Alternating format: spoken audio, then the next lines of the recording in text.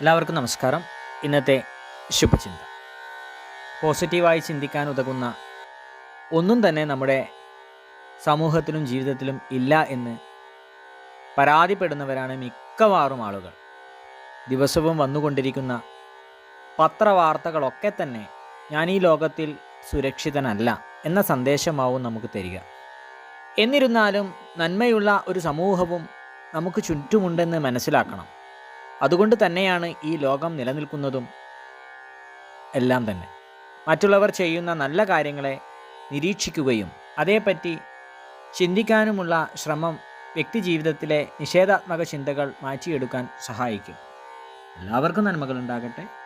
എല്ലാവർക്കും ജീവിത വിജയം ഉണ്ടാകട്ടെ. നന്ദി, നമസ്കാരം.